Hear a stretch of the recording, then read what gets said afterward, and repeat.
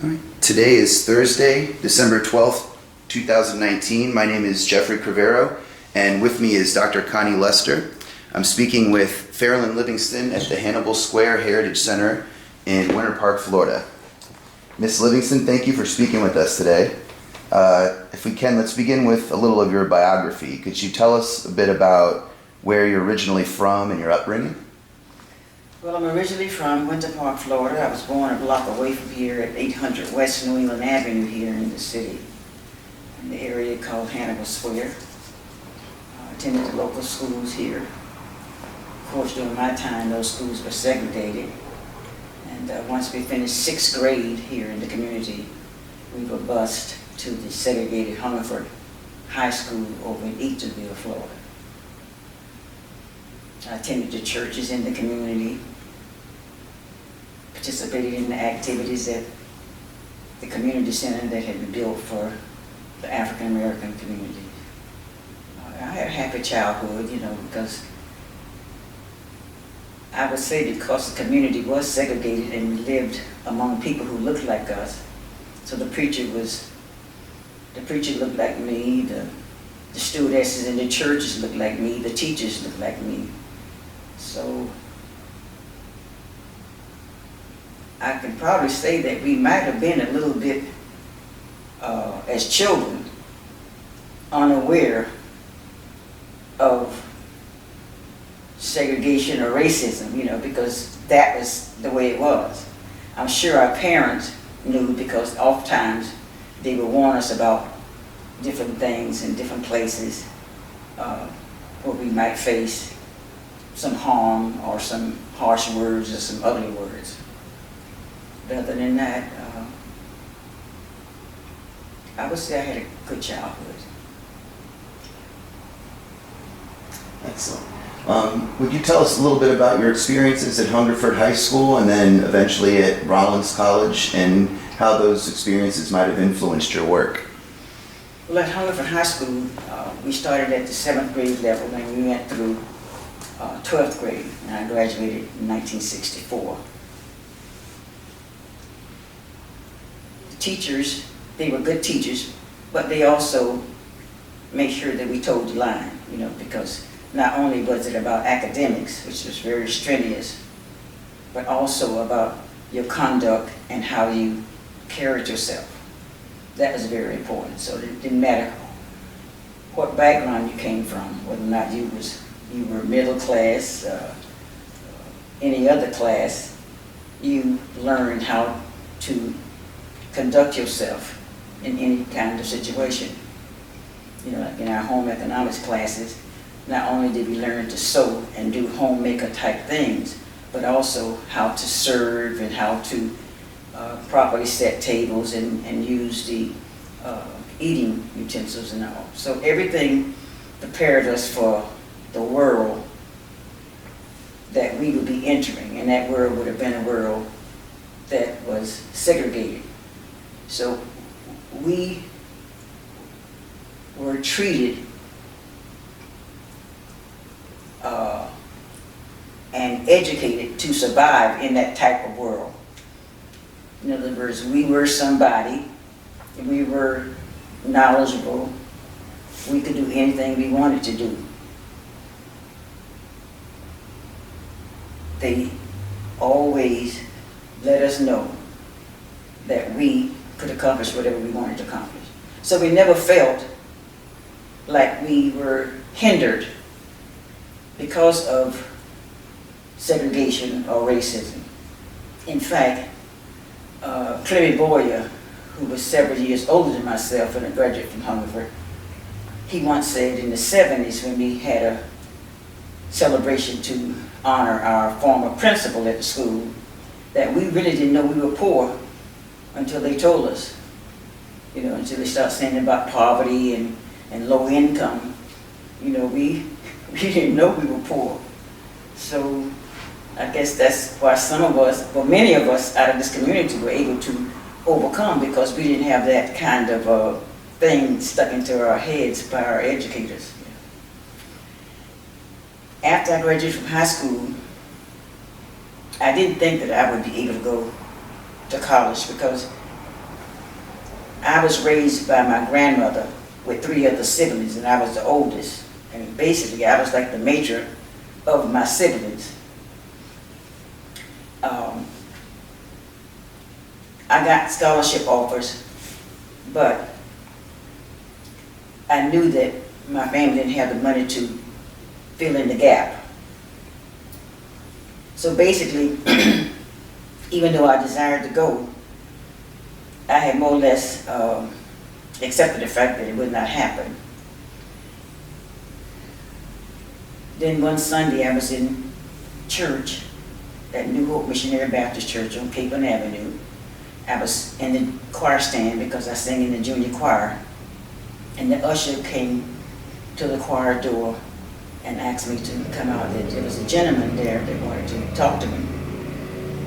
And so I left the choir stand and went around to the front of the church. And the gentleman was from a segregated community college in Leesburg, Florida. And he offered me a scholarship. You know, that he had studied my transcript and whatever. Then I got an offer from a community college in Ocala, Florida, Hampton Junior College, that's now Central Florida State College. And I accepted that one because they told me that they would find me some part-time work to fill in the gap between financial aid, etc. Not knowing, unknown to me rather, my grandmother, Victoria Redfin, she went down to the First National Bank on Park Avenue in New England, where Luma's on the park is now. And she went to the cashier at the teller, and she wanted to know if she could borrow some money to help send her granddaughter to college. And the teller told her to go over and talk to one of the ladies that handled loans. And so my grandmother went over there, and the lady told her, why don't you go upstairs and talk to Mrs. Nancy Bradford. Mrs. Nancy Bradford was a part of Winter Park's Worthy Persons group, which now I believe is part of the Winter Park Foundation. So my grandmother went up to see Miss Bradford, and Miss Bradford, unbeknownst to me or my grandmother, started some paperwork with the people on the committee that included Mrs. J. Lynn Flug. Mrs. Flug's husband had once been the mayor of Winter Park. So Mrs. Flug and others, they did the research, contacted my high school, contacted the junior college where I was. And next thing I knew, I got a letter from them saying that they would be financing me for the school year. And for 2 years, I got that scholarship. Every 2 weeks without fail, I got a stipend from that group. So that's how I ended up being able to go to college. However, I got pregnant after I graduated and got my AA degree. And so my dreams of finishing a 4-year college, got backburnered. And it wasn't until the late 70s that I started going to evening classes at Rollins College. I had some financial aid, but mostly I paid for my own. And I had worked for the state of Florida since about 1971, so I had a lot of savings bonds. So towards the end of the journey, I started cashing in the savings bond to pay for my tuition. Well, it was my last session, and I was out of financial options, if you will. I had a friend of mine. She was from Dunedin, Florida. Her parents owned their own business, and they were avid golfers, and they were supportive of what used to be the tournament at Rio Pinar and then subsequently at Bay Hill. Her father always participated and contributed to a scholarship fund led by Lee Elder. Lee Elder was a black golfer. And so I guess she must have shared with him my story because she invited me and my children over to her parents, and we visited them off and on over the years. And her father said to me, she and her parents, both her parents were there. She said, you know, every year we donate money to Lee Elder's scholarship fund, and we have no doubt that Lee does the right thing with that money. But we have decided that since we know someone who can use that money, we're going to divert that money to you. And that's how I was able to graduate from Rollins Evening Program Crummer in 1983. So I come from a situation of it takes a village. You know, whoever I am, whatever I am, it comes from this community, and that was sewn into me. Basically, I'd say it's in my DNA, and because of the way I conduct myself, I never forget the bridge that brought me over. That draws people to me, and people willing to be there with and for me, and for that I'm eternally grateful. So that's how I got from not being able to go into college or thinking that to actually finishing up with an AA degree and subsequently with a BA degree. So I've had a lot of blessings from on high. It wasn't Fairolyn, because there's a saying that sometimes you find yourself in a place and you only see one set of footprints, and that's because God carried you. And sometimes when I got to a certain place, I wonder, how did I get here? You know, it's just amazing. Just amazing. What can you tell us about what is the Heritage Collection Team, and how did you become involved in that project? Well, around 1999, 2000, Peter Shire with the Creole School of Art here in Winter Park, he had been working in the community with the seniors and the children for a number of years, you know, providing opportunities for art for, you know, underserved people in the community. He had won a grant from the Winter Park Public Library. This was in the 90s, and I had won the same grant a couple of years later. His project was photographic. He photographed in the interior and the exterior of all the local churches. My project was to find some way to document the early history of the community and the role that African Americans played in the community. You know, because when you would go to different archives, you would see people of color in the pictures, but they weren't named. So we didn't know who they were. They were just faceless. And they were mostly in subservient type situations, when I knew growing up that that wasn't all that the black people did. So it's kind of odd how it happened, because I didn't set out to apply for that grant. A group of people in the community were trying to save the Idea Women's Club building. That building had once been on the property and used by the First Congregational Church here in Winter Park. And when the Idea Women's Club started in the late 1920s, one of the members, Mrs. Mary Lee Depew,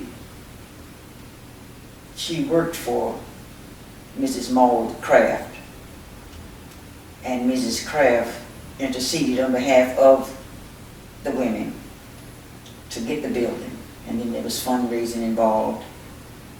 to buy a lot here on Pennsylvania Avenue and to have the building moved. Well, in the late 90s, the Pew Nursing Home needed more space.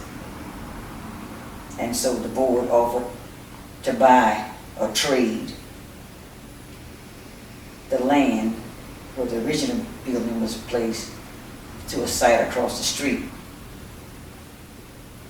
But the people in the community wanted the building saved, but they didn't have the resources nor the backing to make that happen. You know, there wasn't enough interest citywide, and there wasn't any money community-wide to do that. You know, because years later, Casa Felice got moved, and then the Capon House got moved, but that was private money, even though they moved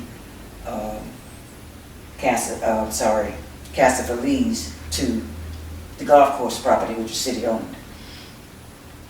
That effort, it failed. And there were some members of the First Congregational Church who tried to work with us to try to direct us to find some funds to move the building, to save it. But there were people that said on the board and connected in the community that said that the building was termite ridden and wasn't worth saving. But someone had someone come down from the department that takes care of preservation, and they said that the only part of the building that was termite ridden was the section that they had put on years later to close the porch in, because there had been an open porch for years, and then they closed that porch in, and that was the part that had some termite problems. The rest of the place, building was all this pine, and it just was no damage. But of course, we didn't get the support needed, so the building was raised and a new building put up. Long story short, I had been reading about this in the newspaper. I wasn't living in Winter Park at the time. And it seemed like every time I picked up the paper, there was all this negative about Hannibal Square. Oh, the crime, and the drinking, and the brawling, and the drugs and stuff. And I said, that's not where I grew up. What is this? Yes, there's always been people that did some of those things, but it wasn't the whole community, you know, and they were just painting this community with this broad stroke as being such a terrible place to be, and that somebody needed to do something about it. Finally, and I saw about the article in the Sentinel about raising the building and the efforts of the community. And I said, well, I'm going to go to one of the meetings. So I went to a meeting. I sat on the front row. The people who were conducting the meeting, I knew them all because we all grew up together. So, but I didn't want to get, quote, involved, you know. I just wanted to see what was going on. So I sat there and I tried not to make eye contact. And I guess at some point I must have relaxed. And I made eye contact with Eileen Abraham Bryant, who was part of the group that was trying to save it. And she mouthed to me, "We need you." And I was hooked. That led to me applying for a grant at the library, Winter Park Public Library, and I got that grant. It was hard at first, trying to get information because because people in the community, many were reluctant to talk about the past because they were afraid that in other words, they never said this to me, but I got the feeling that they were afraid that I might be digging up dirt. But when they began to see that I wasn't digging up dirt, that I was trying to document the rich history of the community, most people got on board with that. I remember as a child, my stepfather had an uncle, Frederick Simpson.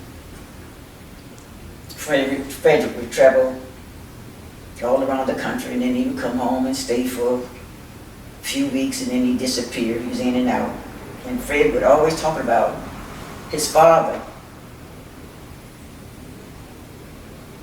worked for the city, was some kind of way involved with the city government. But, you know, as children, you know, hearing these stories, we didn't really give much stock to it. And so that's where I started digging, only to find out that he was the son of one of the first African-American men to serve on the town council of Winter Park, elected in 1887 and served to 1893. And then I was able to find out that a young woman that basically was raised by the Simpson family, that grew up in the community, that her great-grandfather was Frank R. Israel, the second black man who served for the same time period on the Winter Park Town Council. And so through the archives at the Winter Park Public Library, Raleigh's Library, Ancestry.com, cemeteries, interviews with many, many people, I was able to flush out that the critical roles that African American plays in the community. One of my great sources, well, two of my great sources were Mrs. Wilhelmina Allen, whose family came here as early as 1875 and had property out across the railroad track on Pennsylvania Avenue. Then I had Mr. Alonzo Gerard Roberts, whose family came here around 1881 when Chase and a couple of his investors and supporters went over to Volusia County to where black men were working on the railroad to try to hire some black men to come and help hew out the community, the 600 acres he bought in the Hannibal Square acres, because he planted Hannibal Square specifically for an African American community. And so his grandfather was one of those men. And his grandfather also worked for Mr. Domerick over in Maitland, and he owned property on the opposite side of Lake Maitland. So he had groves, and then he would go across the lake and take care of the Domerick groves. In fact, before they built their house at 1001 New York Avenue, which is now home to the First Baptist Church, he and his wife lived on the Domerick property. So those two were very critical, along with Mrs. Rose Charlton Bynum, whose family had been here since the early 1800s, around 1881, 82. And then her brother, Richard Harold Charlton Jr. So a lot of people I interviewed. Walter Simpson's granddaughters, all of them are deceased now, but he has great-grands and great-great-grands still living in the area, you know. So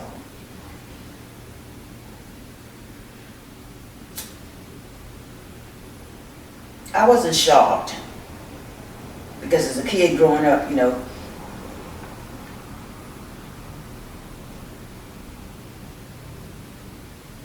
during my time of growing up, a lot of the churches didn't have church every Sunday, because the minister might have been assigned to a church here for 2 Sundays a month, and then someplace else, and maybe in a rural area for 2 Sundays a month. And so growing up, we all went, it didn't matter whether or not we were Baptist, it didn't matter whether or not we were African Methodist, Episcopal, whether or not we were members of Church of God in Christ, or any denomination. We all went to the different churches.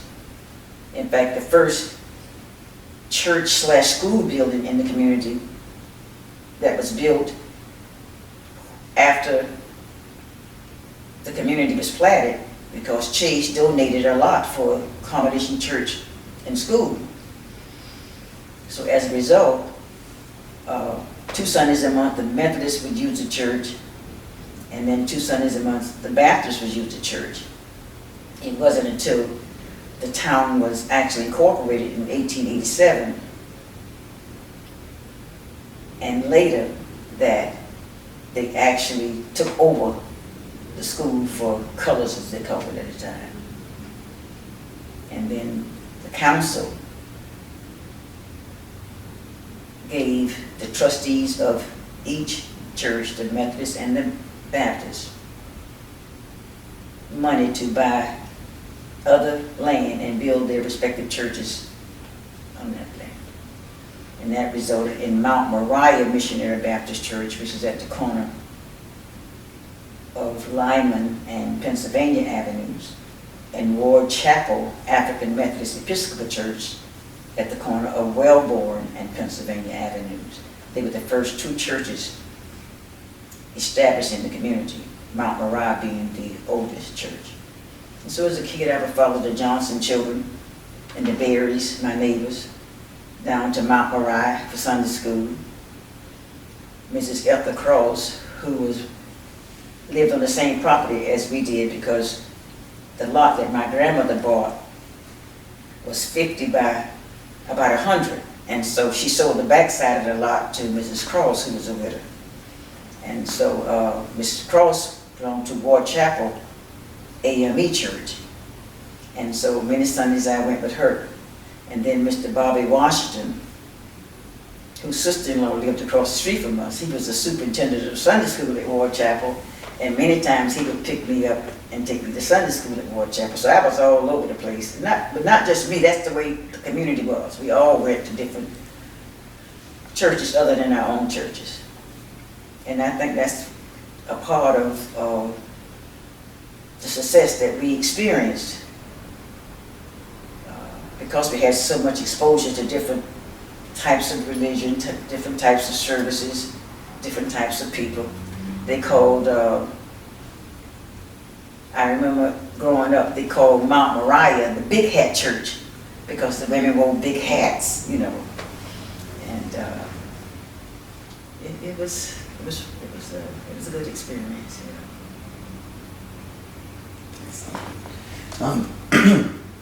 Could you tell us a little about some of the most memorable or maybe even difficult oral histories that you've conducted?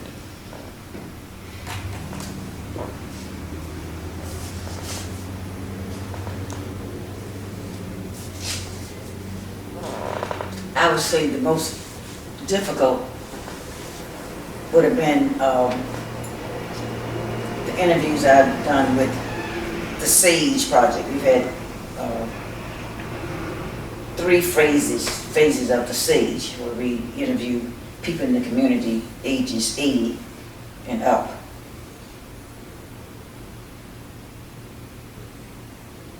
And some of them, they really felt that the community had not been fairly represented and treated fairly in what was going on with gentrification. Some spoke on record, some of them spoke off record.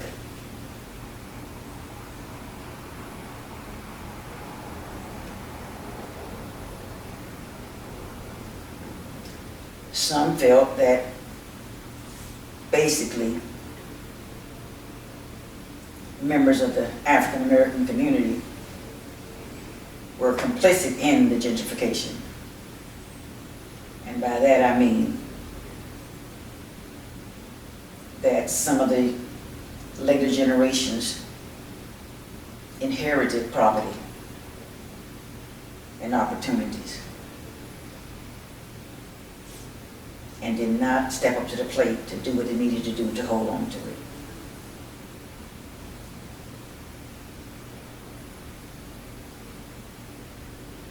But for the most part, I would say all the stories are just funny, uplifting. Sometimes we end up just laughing. And what made it so good was that I knew all these people because I grew up among them. I went to school with their children. And I had known and respected them for for decades.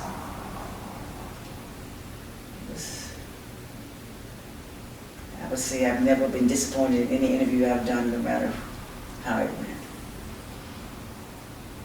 I just feel bad for those people who, especially any elderly person who ended up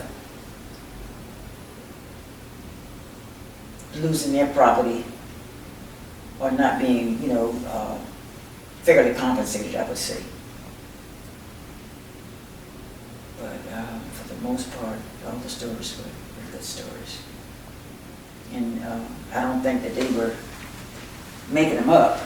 They just was happy to share the happy parts of their lives, rather than, because it's like Zora Neale Hurston said, believe it or not, these people, including myself, we didn't live in the kitchen of despair. We had lives. We valued our institutions, we valued our schools, just like people value on the east side of town, we had the same feelings about the people in our community and our churches and our schools and our children, My family, we never had a telephone, we never had a car, but that wasn't a problem because somebody in my neighborhood would let us use the phone if we needed to, and take us someplace if we needed to, and especially if we needed to go to something at the Hungerford School in Eatonville. I had to catch a ride to my graduation, from high school. But for the most part, we used the city bus to get around. We would go up to the corner of Morse in Pennsylvania in front of the Hague's Grocery and catch the bus to Orlando. And the terminal at that time was on Pine Street. And then we can go and do our shopping and what we wanted to do downtown. But if you want to go outside of that, then we have to get a transfer to go to someplace else in the city. So, sometimes people, when they look at you and they see that you're different or you don't look like them, they don't realize that you have the same challenges, ups, downs, highs, lows, maybe for different reasons in different ways, but it's not like you're walking around sulking, because this was a great place to grow up. This place was so great to grow up in that back in the early 2000s, I sold a house I owned in Winter Park to my daughter and son-in-law so that like their mother, like my grandchildren's mother and uncle grew up in Winter Park, I wanted them to experience growing up in Winter Park. So my son graduated from Winter Park High, my daughter, and my 18-year-old grandson just graduated last year, and he's in college in Michigan, so it was good. But one thing I want to add is, these people that I interviewed for the SAGE project, they all own their homes. They bought their homes in the 30s and 40s and 50s. And they were mortgage free. And these people did day work. They worked in the laundry, they worked at Rollins, they worked at the Alabama Hotel, they worked at the Morrison's cafeteria, and they had their own homes. And that's something now will not be happening in Winter Park. If you left Winter Park for whatever reason, unless you have some big bucks, you cannot come back. And the thing about it is, this is my opinion, everybody wants a prestigious Winter Park address. And they want a sense of community. But the people I see moving in here, I never see them outside their homes. I know who they are just by the homes, but I never see them out. I don't see their children in the street playing stickball like we did coming up, or playing hopscotch. Just out there playing, and being and doing. I know they're there because I can tell from the infill houses that they put here. I guess they just come home and close up and then come out and go wherever they need to go and back. I'm sure some of them may have a relationship with their neighbors, immediate neighbors, but I don't see the sense of community that I grew up with. And for them, I feel sorry that they won't have that experience. They don't know how to have that experience. That was actually touching on my next question. Would you tell us a little bit about some of the major changes that have taken place in Hannibal Square and what that means in being able to preserve the history of the community? Well, I would say the only saving, I'll put it like this. There are some things in the community. Okay, the Hannibal Square Heritage Center here. This is something that will help preserve the community. However, we have to realize that we have a 30-year lease with the city of Winter Park. We've already burned through 10 years, so we don't know what the future might hold. We don't know whether or not 20 years from now, when it's time to request a renewal or whatever. Not only that, in the interim, because either one of us could break the lease requirement, it's proper notification. So we don't know what might happen with this. We might get people on the council who don't support this. They may say, well, we got a history association downtown at the farmers market. Why do we need two? So, as for seeing differences, I grew up.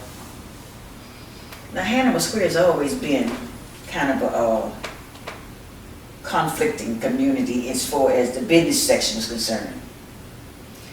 That's because there was a bar, and they had little cafeterias that sold liquor and beer, and they had restaurants that sold alcoholic beverages, and you had barber shops, etc., dry cleaners, you name it.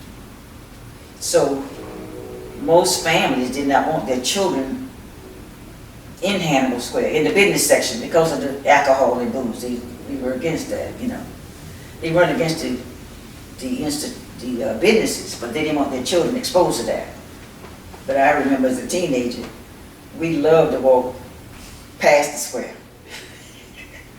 We didn't dare go in the square, but that was one of our rites of passage. And then when we got to driving age and had cars, we would drive through the square. It was like a rite of passage. So, but there was a grocery store. Now, one of the grocery stores I grew up with was owned by a white family. And they would give you credit on the food. Then there was there was two grocery stores owned by white families, the Davises, I can't remember the other, Pravat. The Pravats and the Davises. Davises had a store right there where Dexter's used to be, at the corner of Pennsylvania and New England. And the Pravats had one on the opposite side, closest to Hannibal Square East. And then the Davises moved north, near the corner of Pennsylvania and Canton, in one of the Masonic Lodge buildings downstairs, which is now home to a new boutique-style store called, I think it's called the Grove or the Glove or something. It's brand new. So, I've seen a lot of changes. There's only one barber shop on the corner that had been there for a number of years. All the barbers two of the barbers that worked there, one of the barbers that worked there, he's deceased, and the other one is still living, but he's older. This is a new group here. And we had a dry cleaners, Mr. Hurley's. Back during that time, and I was a teenager coming up and a young person, when we wore our jeans, we took our jeans to the dry cleaners and they put starch in them and then they would press them and you'd have a crease in there that was so sharp that if you weren't careful, you might cut yourself. Mr. Hurley was a professional hat blocker. That was his specialty. And then we had hairdressers in the community. We had Mrs. Christine Hardaway. We had Mrs. Alberta Kelly. We had Miss Nellie Mae Lewis. We had several more. We had many hairdressers because during that time, I was growing up. Most African Americans, you know, they straighten their hair, you know, with the hot pressing comb and things like that. Now, we've come to accept and appreciate our kinky hair. So, it's, you know, we had the community center, but we have Saturday night dances. The teenagers would have Saturday night dances. When I was in elementary school, doing the World Series baseball games, if you wanted to go and watch the baseball on a little small TV sitting up on the stage, they would bring the kids over who wanted to watch the baseball game.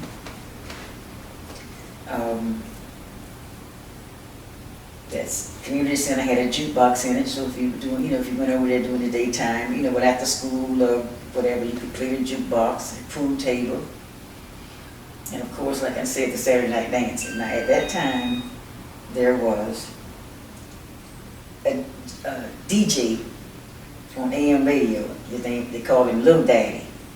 And he visited all the rural African American communities in Central Florida. So wherever he was scheduled to go for the weekend, for Saturday night, he would advertise it during his show. And most time he would say something like, okay, we're going to be in Winter Park Saturday night. Practice Winter Park, practice Winter Park. And we'd be all so excited to go to the community center for the dances. And we didn't go to summer camp. The churches were our summer camps because in the summertime, many of the women who worked outside their homes, they would take time off their jobs and provide vacation Bible school for us.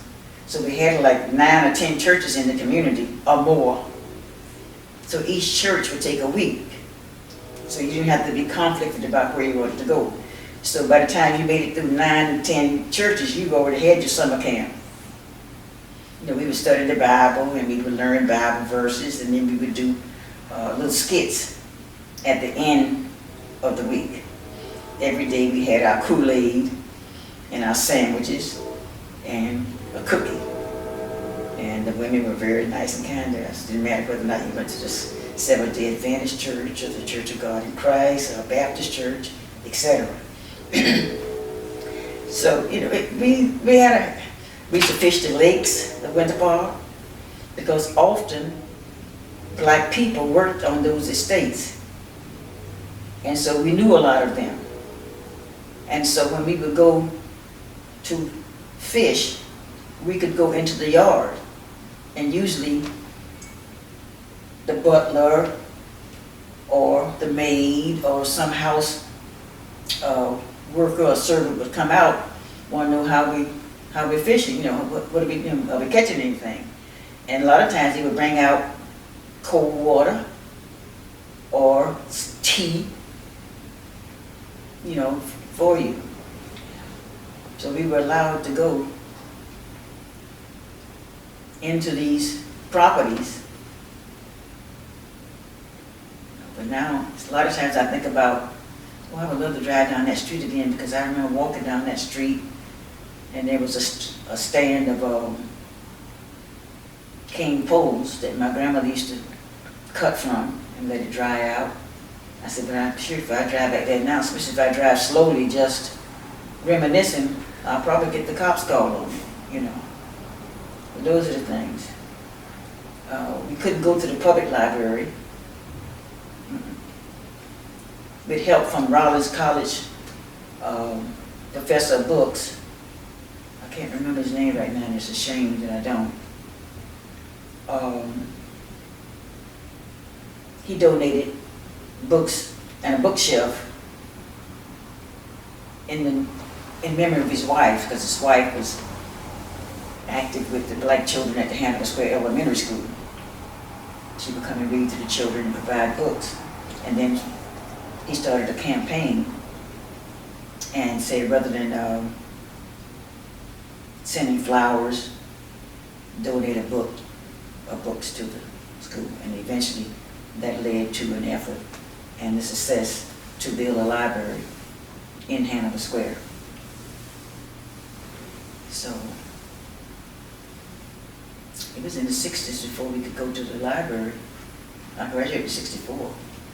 It went about, by the time they had a library, and by the time we were allowed to go to the library across town, I had read every book probably in the Hannibal Square library. Some of them probably twice. So, but you know, it didn't result in somebody saying, well, I'm not going to read because I want to go to the white library. You know, we went to the library, and you know, a lot of families at the time, they invested in buying, oh God, the Britannica encyclopedias. And so you would go to your friend's house. Some people didn't even have the complete set yet. They might have bought A through D, you know, and then the next year they might buy F through whatever. And some people were able to buy the whole set. So you go to your friend's house and use the encyclopedias. So it was, there's a lot of change. I remember one time, it was in the early 60s. There was a restaurant, a little burger joint on Fairbanks Avenue called the Golden Point. Now every Sunday after church, me and a group of friends would, after dinner, usually at one of my friends' house, mostly Doris Taylor's house, we would take a little walk around the community. So this particular Sunday, we decided we'd go to the Golden Point. So we walked up to the window, and the lady told us, the young lady told us that we had to go to the side to order. And we said, no, we want to order there.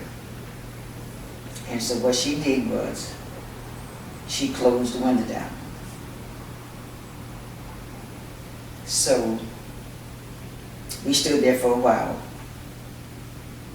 And after it was obvious that they were not going to serve us, we began to walk away. But as soon as we walked away, she opened the window back up to serve a white customer. I never forget one time, this is around 57 or 58, when they first put a 7-Eleven at the corner of Pennsylvania and Fairbanks.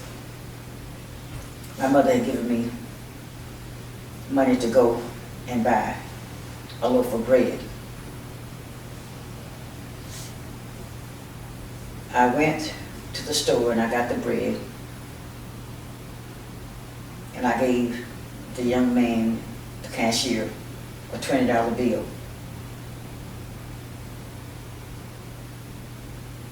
When he gave me back my change, it was not correct. But he gave me a look to say, don't you dare challenge me. Now, it wasn't so much that I was afraid to challenge him. I was afraid that this would create a problem with my mother, because my mother was one of those people that just didn't take any hostages. And I knew my mother would go back down there and probably tear the place up and end up in jail, so I had to go home and lie to my mother.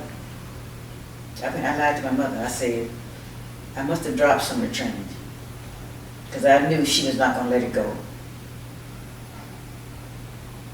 I never forget one day I was crossing Park Avenue at New England on my way to Hold's 5 and Dime store.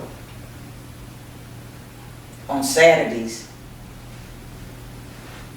sometimes we would get a 25 cents or 10 cents. Me and my siblings, there was three of us, four of us. And we would go down to Hogs and buy little, Rick Racks and Jack Stones and different little things. It would always be crowded with children because the white children would be down on Park Avenue for the Colony Theater to go to the movies. This time, as I was crossing the street, there were three little white boys, and they were snickering, and I could tell from their body language that something bad was coming to me. And so, as we passed each other, one of them snickered and said, and called me Aunt Jemima. Aunt Jemima, like the pancake mix. Well, during that time, that was not something to be called. You might have been used the N-word. So sometimes I wonder, these people that I had these encounters with, are they now, before, were they on the city council? Are they in places of power? And have they changed? And have they taught their children these same things against people who don't look like them? I wonder about those things. And now as I began to be among a lot of people who are not of color, I see the connection that they all have. They know everything about us, and we know nothing about them. So that gives them leverage, that gives them an upper hand. Because many of the older people who have gone on,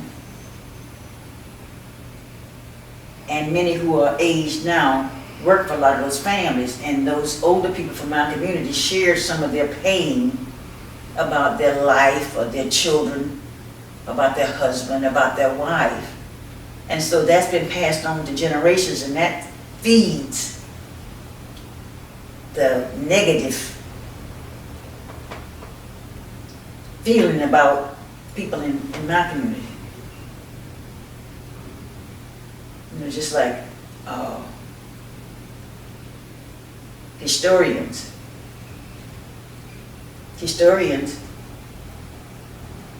in the community, they only concerned about white history. I'm not only concerned about black history, I'm concerned about all history because I can see the thread. I can see each, in other words, when you tell your story, there's a component story from this community that is parallel to that. And people don't always see that.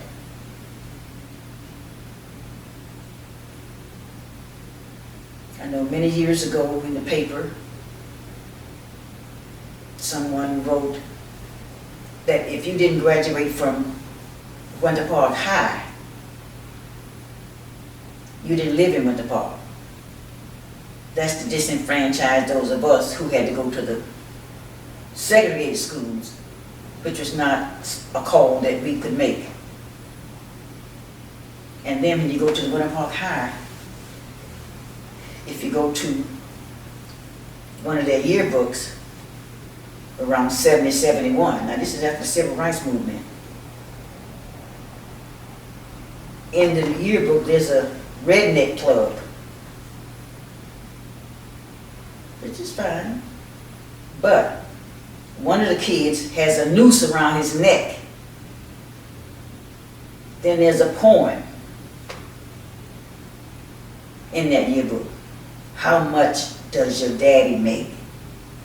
Does he have enough, make enough to live on a lake and buy his wife a long-length mink? Or does he live in a, I can't remember the whole poem, but does he live in, like a low-income place, or maybe he doesn't work at all? That's in the yearbook, 1971, 72. So I wonder, those children in that picture, what are they doing? Are they still here? And then in the picture they showed the black student. And the pictures of the black student looking like, the pictures of the black students in the picture, they look like they're stressed about learning, you know, like they confused or something. They look like they're challenged about whatever they're trying to look at, you know. Then they took pictures of the backside of some of the old rooming houses in there to show, I guess, where these black children come from. And then they have a section called the community. And that's when they show downtown Park Avenue, the houses on the lake, blah, blah, blah. You know, the first African American didn't attend Winterpark High School until the 1964-65 school year. This was a young lady, Barbara King Lloyd. She lived on Lyman Avenue. She had one brother, Scriven. But they always attended school and church with their family in Orlando. They came from a pioneer family here. And she was picked to attend the school. This is a test. And I would say, in my opinion, she was picked because she was very fair-skinned. It wouldn't be so obvious. They wouldn't have picked me. You know. And she was not treated well at all. She was ostracized. And it was tough on her. This is a young woman who had come from Jones High School in Orlando. She'd been a majorette. She was a star student, you know, so she was popular.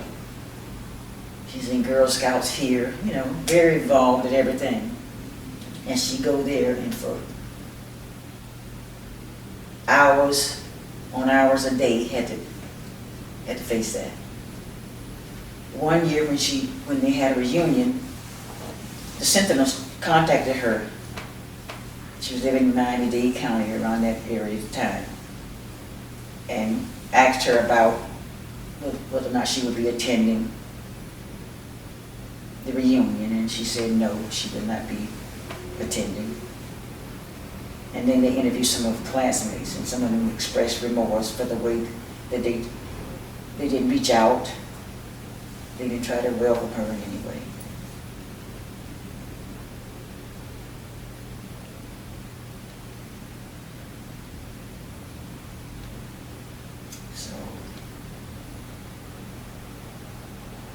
But this is not an anomaly. This happens all over the country, more especially in the South. You see, when people think of Florida, they think of beaches and palm trees. But the same dynamics that play out all over the country plays out here.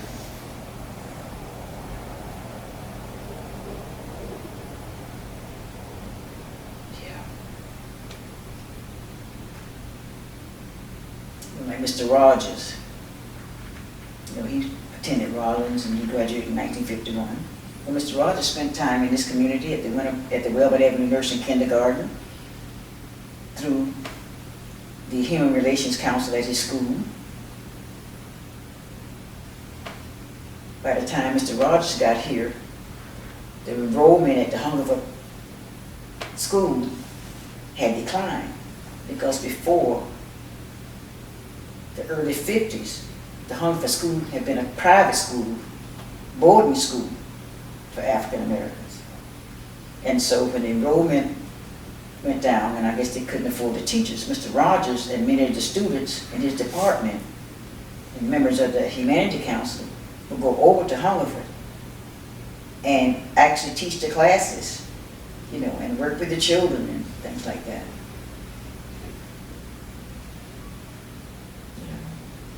Hamilton Hope, he was a little different. You know, he was good friends with Zora Neale Hurston.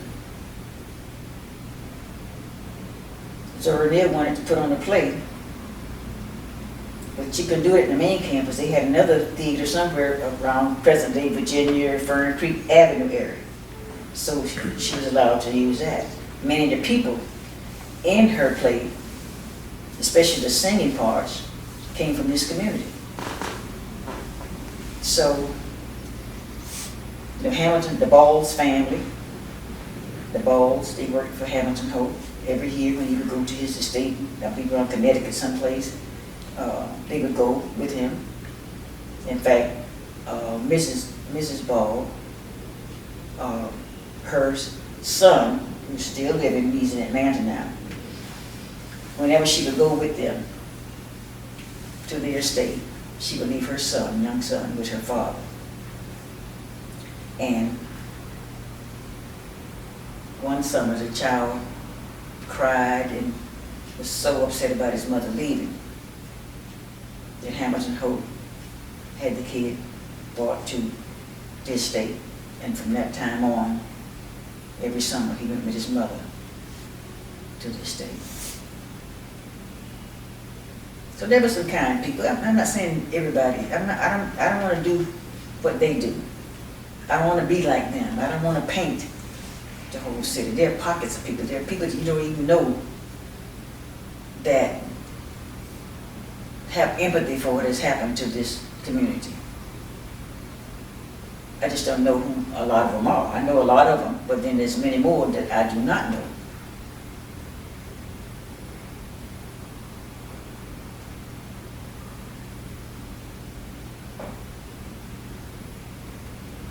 It's a great place to live. It is. And I can see why people would want to come in. I just hope that they enjoy it as much as I do. Did and still do. I drive from Mount Dora at least 2 or 3 days a week coming here because I love this place.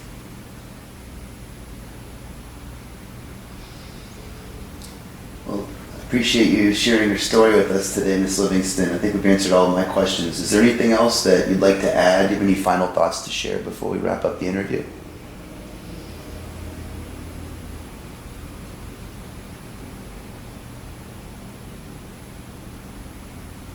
Well, sometimes I wonder. I know where some of the people who were just relocated had to leave because of gentrification, for whatever reasons. You know, I know some of them are living in Altamont and Eatonville and Pine Hills and some of the other area.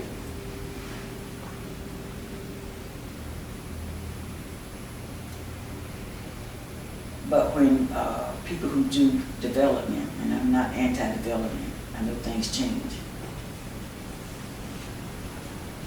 When they are the ones that bring about gentrification, there's no requirement that they see that people get compensated in some way to make that move. And cities, not just Winterborg, but cities around this country, they allow that to happen because they don't have to pay relocation money.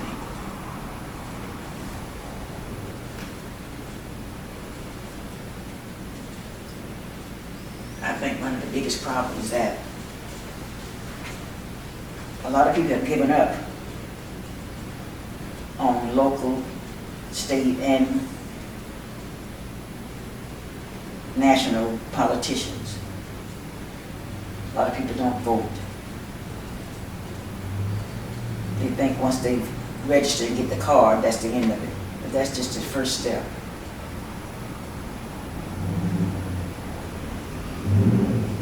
I know that African American communities, the lifetime is just about over.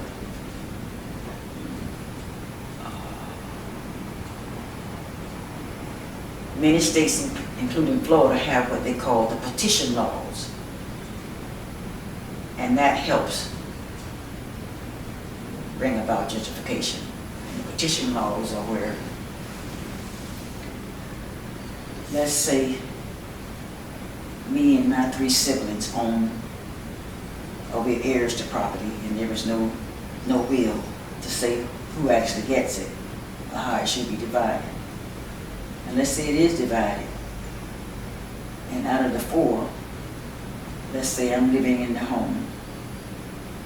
But let's say one of my brothers might be paying the taxes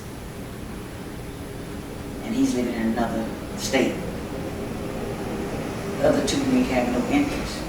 So when the developer contacts any of those 3 and says, I'll give you X number of dollars for your share, but the one that's paying the tax bill may feel, well, this frees me up, and then I get a few dollars. And the other 2, they may be doing very well wherever they're living, ever plan on coming back here. And so they sell their share. But it only takes one person to buy, to sell their share. And then the developer can get a judgment against the remaining members